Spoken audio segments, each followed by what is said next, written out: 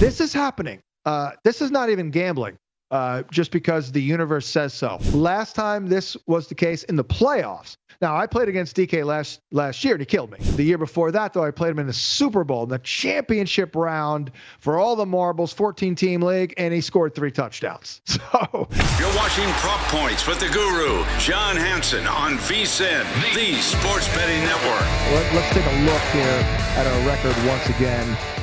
Not that we're adding up percentages at this point. I can't even add it all up, but there it is.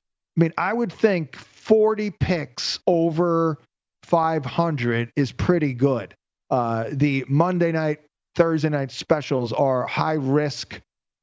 There were a couple of them where it was literally 2 props had to hit for the special to hit, and they did. So it's a pretty good record there. I mean, that's over 500 on high risk props. So feeling good about that. We didn't hit the Jordan Love prop last night. The special, which was an anytime touchdown at plus 425.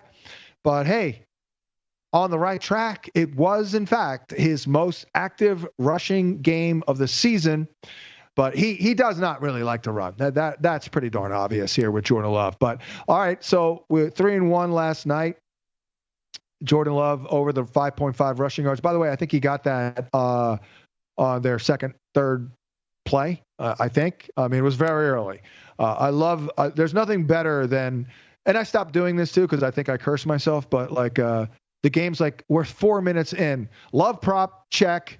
But I think I angered the fantasy gods and the football gods by doing too much of that. But Love hit very early. Jahmyr Gibbs hit the receiving prop. And then Timmy Patrick. I said I had to get a little weird last night. And, yeah, it worked. Sometimes weird works. All right, let's get into the for real props that we're going to lay down. Some of these we've already put out from yesterday.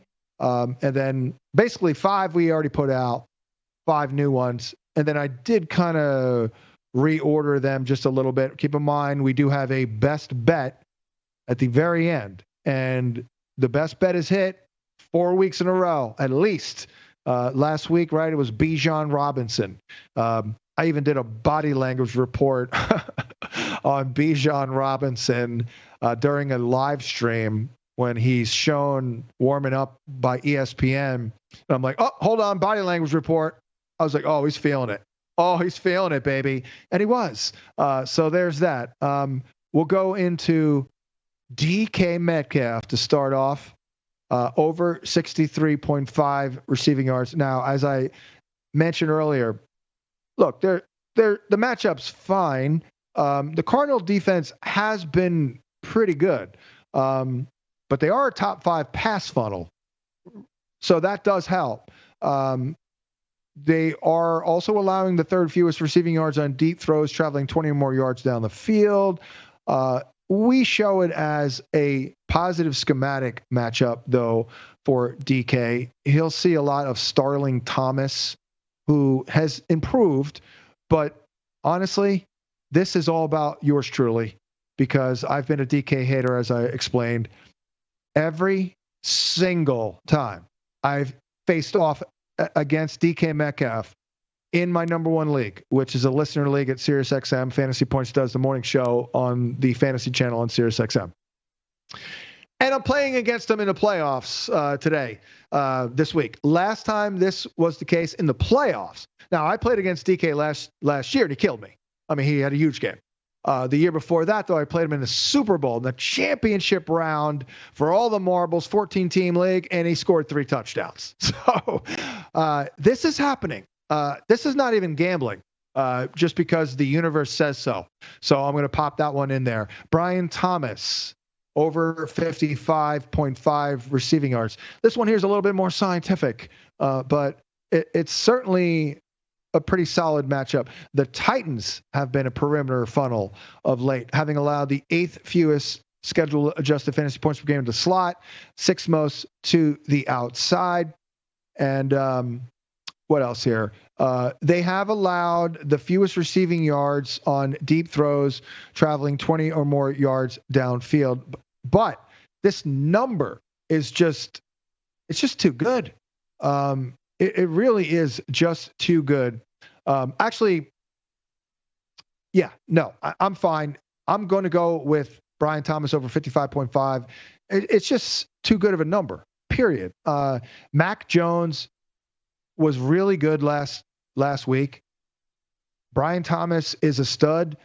We can get all this on one or two plays. Feeling good about Brian Thomas. Don't like Parker Washington. I actually liked him last week. Mac Jones is throwing for 200 yards. The dudes not named Brian Thomas are not totaling $150. How about that? We'll go with that way. Devontae Smith, aka Skinny Batman, over 47.5. I'm sure there's some risk. I would venture to guess that anybody who doesn't like this or doesn't play it is doing it because the Eagles would love it if Jalen Hurts threw the ball like 12 times a game. That is indisputable. So that is a problem. But as we're all expecting Saquon Barkley to run for 200 yards, watch the Panthers give him a game. That's just the way the NFL is. They are peaking right now. Bryce Young is playing pretty well. But, I mean, we don't need much to get to this number with Skinny Batman.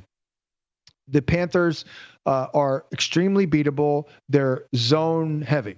And that's kind of the bottom line. You want Skinny Batman against zone heavy teams. A little bit more of a gut feel here. This week is not a great data week in terms of actionable data points. So, hey, we go a little bit more off a gut feeling. Devontae Smith was very close to playing last week. And and Dallas Goedert is out. That's massive. That is massive. The splits are good for Skinny Batman without Dallas Goedert. Next up, really feeling this one here. I have not played a Josh Allen prop all year, oddly enough. But 239.5 passing yards, I like it. My theory, again, is that they are, in fact, ramping up just a little bit for the playoffs, becoming a little bit more pass happy. Josh Allen is squarely in the MVP race and in that conversation.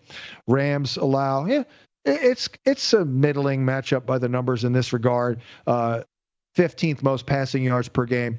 But again, the number is good. And I also think LA is, I don't know what happened to him last week. And I am worried about Cooper Kupp. But I think LA they're good enough to make a game of this. So Josh Allen's going to hit 239.5 passing yards. We're going to see some air yards in this game. Likely to Amari Cooper on the outside because, again, the Rams have been a perimeter funnel. Next up, little Tony Pollard action. Wow, I'm really behind. 69.5 rushing yards. Oops.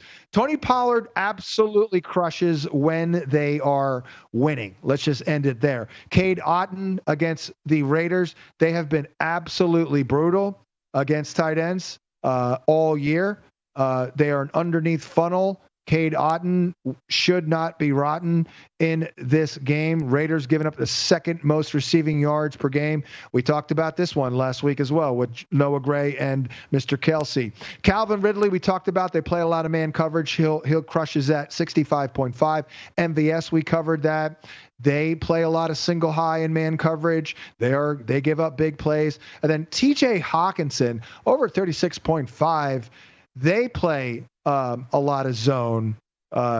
So I like that matchup there for TJ Hawkinson, who's not crushing it, but the Atlanta Falcons that's a darn good matchup. We've been on fire with the best bet. I believe that's hit 4 weeks in a row. We're going to make it 5 here with Drake London. Vikings deployed 2 high looks at the league's highest rate. London leads the team with 29% targets per route run. Gets a 31% boost in his fantasy points per route run. He give up a lot of production. Bad matchup for Kyle Pitts. Good luck with the plays. We'll catch you on Monday. Thanks for watching, but don't let the betting insights end here. If you want an extra edge this football season, you can get a month of VSiN Pro right now absolutely free. That means access to our betting insights, analysis, and tools like our betting splits at zero cost to you. Click the link in the description to sign up.